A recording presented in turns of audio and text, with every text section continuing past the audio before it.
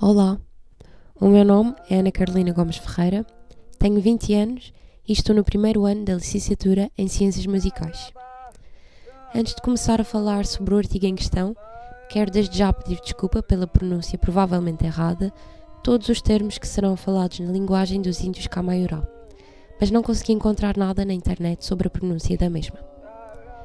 Neste podcast vou analisar e comentar o artigo Música, Cultura e Sociedade no Alto Xingu, a teoria musical dos índios Camaiurá, de Rafael José de Menezes Bastos, no âmbito da disciplina de Etnomusicologia, Culturas Musicais do Mundo.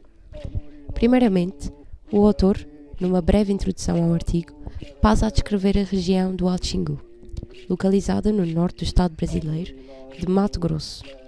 Esta descrição realizada foca-se na geografia da região, incluindo o que a rodeia e o que a caracteriza, o clima, a vegetação, os rios e a fauna. De seguida, passa a apresentar um pouco da história da região, a divisão e a estrutura da sociedade xinguense. Esta divisão é bipartida, a sociedade xinguana e a sociedade xinguesa, que, por sua vez, são subdivididas em diversos grupos sociais. Bastos revela a importância fulcral do ritual intertribal xinguano para a aquisição e atribuição da identidade xinguana. O ritual intertribal xinguano é uma performance complexa que utiliza a mitocosmologia como inspiração para a dança, a música e a pintura corporal, sendo que a música atua como elemento de extrema importância para essas tradições. A realização de qualquer ritual deste cariz requer pelo menos 2 tribos, anfitriões e convidados, e são organizados à volta de 3 papéis sociais principais: o patrocinador, que é o responsável central da cerimónia, os pedidores, que incentivam a participação, e os mestres da música, que dirigem a parte musical da cerimónia. Bastos, posteriormente, fala-nos do sistema musicológico dos índios Camaiurá, a noção de Ihu, que é o ponto de entrada do sistema de conhecimento acústico musical dos índios Camaiurá.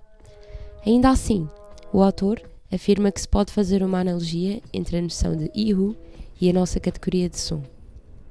O autor apresenta-nos uma dicotomia entre Ihu e Yeeng, enquanto a categoria Ihu, como falei anteriormente, abrange todos os sons, a categoria Yeeng, provém dessa mesma, remete-nos para a voz ou a linguagem em específico. Posta esta dicotomia, Bastos apresenta-nos outra, entre Yeeng e Maraca. Maraca distingue-se de Yeeng, já que é um termo que se dirige não só à voz e ao canto, mas também à música feita por instrumentos musicais, o que nos leva ao próximo tópico, os maracatap, que são os instrumentos musicais. Rafael Bastos enumera uma série de instrumentos musicais pertencentes à cultura Camaiurá, usando o sistema de hornbostel e sax, como lecionado na cadeira de organologia, dividindo-os em uma tabela que separa os instrumentos musicais que cantam e os instrumentos musicais que acompanham. Depois de uma detalhada exposição da taxonomia, dimensões de contraste da taxonomia, definições componenciais das categorias terminais, da árvore do subdomínio e algumas considerações sobre a taxonomia geral de maracatap, o autor discrimina outras 3 classificações de maracatap. Maracatap, que significa de tocar a cantar, Poiarutap, de tocar a brincar, e Poraihadap, de tocar a dançar. Subsequentemente, Bastos fala-nos brevemente sobre a construção dos maracatap, que é executada com a necessidade de manipulação de materiais naturais do mundo vegetal, como por exemplo taquaras, madeiras e cabaças, que depois são trabalhados com instrumentos de corte, por exemplo as facas. Quem os constrói são, em regra geral, os mestres de música, sendo esta uma tarefa exclusiva. Por exemplo, numa aldeia Camaiurá, cuja população é de cerca de 250 pessoas, apenas uma é capaz de construir os maracatap.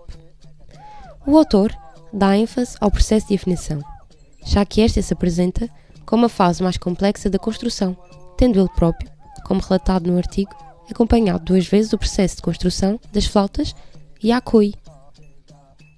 Por fim, Rafael José de Menezes Bastos apresenta-nos algumas considerações finais sobre o estudo da música das sociedades indígenas sul-americanas não andinas.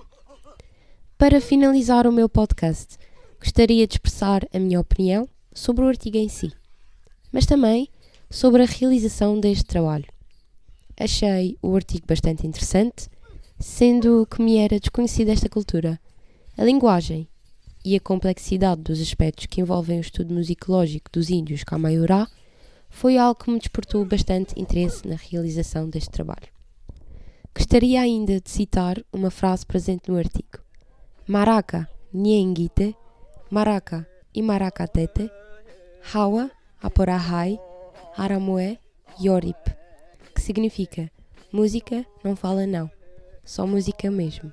Nós dançamos e, assim, ficamos conforme o nosso modelo. Espero que tenha gostado.